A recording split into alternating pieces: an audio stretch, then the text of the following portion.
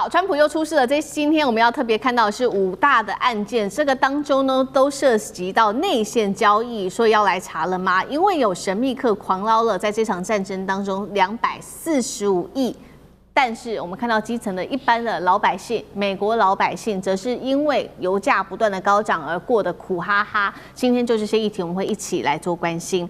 美伊战争打打停停，但是我们也看到了，不管是油价、股价瞬间暴涨跟暴跌，川普好像都可以去操控股价，并且呢，市场也有非常多的精准押注。这是来自于 BBC 针对这场战争特别做的重大交易的一些记录哦。他发现说，不管是在川普他发布这些重大消息的前几分钟，或者是前几个小时之内，常常会出现这种明显的交易量异常飙升的情况。几个案子，我们特别来带观众朋友来看。首先，第一个，在3月9号这一天，美伊战争已经基本上快要接近结束了。在川普接受 CBS 专访，他是这样说的。但是呢，这个消息曝光前半小时，油市突然间出现大量的做空，结果油价果然是狂暴跌了25%。在3月23号这一天，川普在社群发文，他说跟伊朗谈得非常的好，而且可能会终结这样子的敌对。在他发这一篇文的前15分钟，油市突然间大量做空，然后一样是突然间暴跌了11%，果然就可以看得到他的预言又成功了。再来看到的是，川普在4月9号宣布对多个国家暂停关税90天，但是同样在宣布20分钟前，可以看到股市突然间有一个大笔的上涨交易，然后在川普宣布之后，美股果然开始狂飙了。再来1月3号的时候，委内瑞拉总统被抓的之前呢，这一位有人就在这个平台上面下注了3.2万美元，赌说马杜罗会下台，结果确实他下台了，这位客户也赚了43万美元。再来，最后是在2月28号，川普在轰打这个伊朗之前，做这个2月28号的攻击之前，已经有账户认为说这个川普会打伊朗，最后确实有打，他大赚了120万美元。这一些的数据跟案例是否都涉及到内线交易，还是说这些人真的有这么神吗？上次哥怎么看？川普家族有没有内线交易？江湖上传的满的，主要是现在你任何的投资，无论买股票、买加密货币，其实都有记录哦。而且这个时间点实在太诡异了，而是从2月在正式开打美伊战争之前就开始了。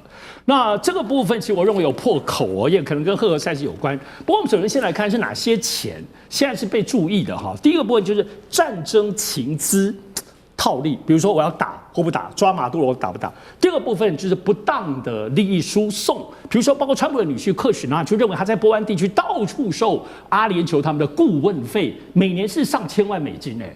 当顾问可以收那么多钱哦，还有以色列。这第三个当然就是贪腐啦，对吧？乌克兰战争我们都已经知道，好多贪腐被换掉，或还有国防合约啊、军火商前额，但是3大类是这个被注意的。可是呢，现在出现什么样的状况？主要这不是江湖传闻，是美国方面参众议院都有议员专盯这一点。我们看听一下最新消息，4月上个礼拜的时候，众议院已经丢出了正式的传票，要求一家公司，这家公司要提出他们过去跟白宫以及跟所有的这些军火啊部分的全部的通信记录。这家公司是谁呢？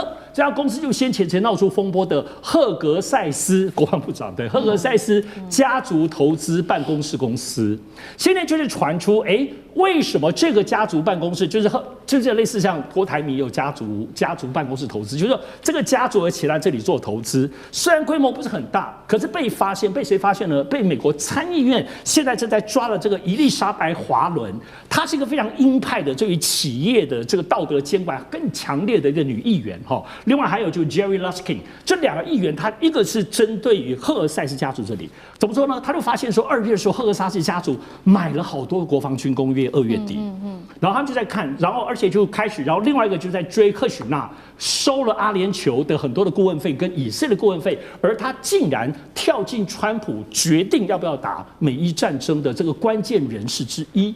所以其实这个东西虽然在我们台湾没有太多讨论，但在美国现在已经有进度了，包括美国司法部也终于在4月刚刚成立一个调查专案小组。那现在在会伸进去的部分呢，除了国会议员之外，就刚刚讲司法部会有，另外呢，美国证交会也会开始调查，但看起来他们没有很积极啦。这个没有很积极，确实还是怪怪的。但是现在呢，不要看喽，大家这个键盘侠币圈里头都在盯谁呢？盯川普的小儿子，据说他这个币圈里头在走加密货币。另外，当然克许纳以及所有涉及到知道接下来要打仗不打仗的核心的这些人，他们家族的投资，现在全美国的特别是财经媒体应该都在紧盯了。好，我们看到这一场战争，川友友们不管有没有涉及内线交易，都可以说是赚得饱啊！但是我们来看到基层老百姓，在这场战争爆发之后，油价因为狂飙哦，所以呢，这些油价的这些涨起来的价格都是由民众自己来做买单。结果呢，美国的能源部长没有安慰基层的民众，他还直接说了，这个油价呢到战争结束还会持续的飙，一直要到2027年才有可能会回落。结果导致在加州就立刻出现了所谓的汽油怪盗，他们直接钻到车上的这个油箱去把这个油箱里面的油给偷走了。川普立刻反击说：“谁说的？能源部长是错的，这油价确实是会回稳的。”但是美国民众会相信吗？那我们也来看到最新的民调，现在呢 ，NBC 的最新民调，不满川普的满意度已经飙升到63%，而且有一半是强烈不满川普的，支持力创第2任期的新低。2/3美国人认为说美国走在错误的道路上，油价上涨也让矽谷的家庭损失11亿美元，造成2600个工作机会因此消失。美国的苦日子来了吗？干哥怎么看？好，你现在你知道吗？你会觉得美国这个很强大的国家，怎么会发生这种事情呢？加州长滩啊，那是高级区嘛，对不对？但是呢，现在发生了什么事情？有人去开车的时候，发现他上车没有发现怪事，等到他开上路以后，他觉得那个油急速往下掉，结果他就下来看一看，奇怪，我的车被人家挖了一个洞，在油箱上面挖了一个洞，已经快要没有油了。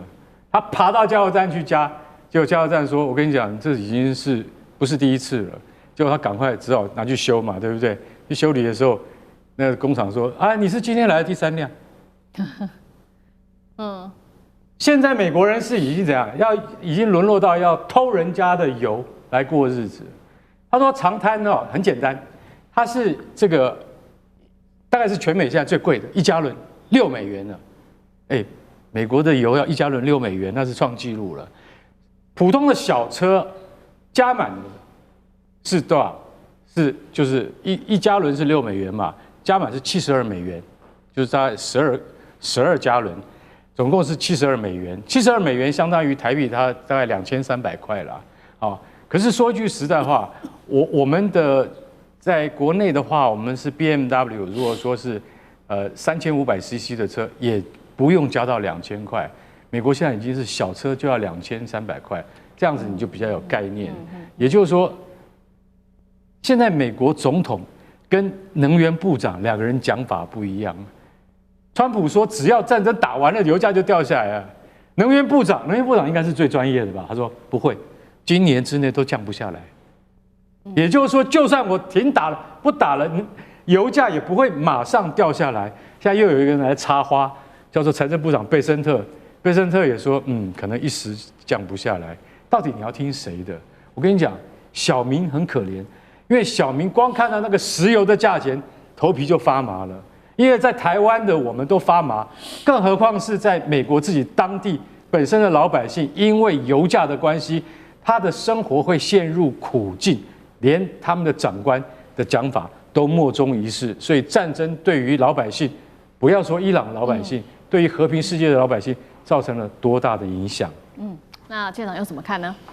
我当初这个川普出来竞选的时候，我可以告诉你，我听完他讲之后，我是支持他的。如果我是美国人，我一定支持他。为什么？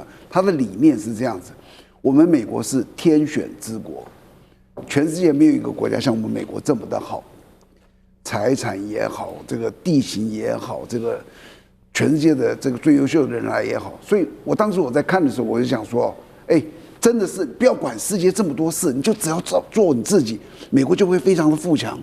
可是川普上来之后，你就看到他在做一个事情，就是他的财政这个失衡太厉害，所以他在做一个开源节流。开源就是关税，我征税；节流，你看他做了好多事啊，又删某些单位，又退群，就国际的好多退群，然后还要这个删减国防部的人，就你当时在看的时候，你就觉得，哎，对他都做的是对的，你知道吗？直到最近，你不是说全世界你不会涉入任何战争，你打伊朗干什么？打他这样子。然后第二个，你有没有发现，你一直说要删国防部，他原来删国防部的，结果现在明年国防部加多少钱？你们知不知道？5000亿。他已经是原来全世界大概花这个国防经费最多的，还加5000亿，然后又支援这个以色列。我突然才发觉，你讲的，你原来有理想，他说的这些东西，他很年轻的时候说过，我有看过也一个，我觉得说，哎，他一直以来都这样，但是他到老了之后，当了总统之后，他才发觉权力太大了。我再跟你讲，川普把他这个2.0视成他经商这一辈子最容易赚钱的4年。他们整个家族都在这捞钱，所以他就突然就迷失了自己了。他所有当初说的要开源节流，我们要做 mega， 要让美国再次伟大的这些东西，我真的告诉你，他忘了。他现在完全迷失在这个能够赚更多钱的这个目标里面，这是他目前在做的事情。那他将来会怎么样？我觉得他将来会很惨，因为所有的人都已经看透他了。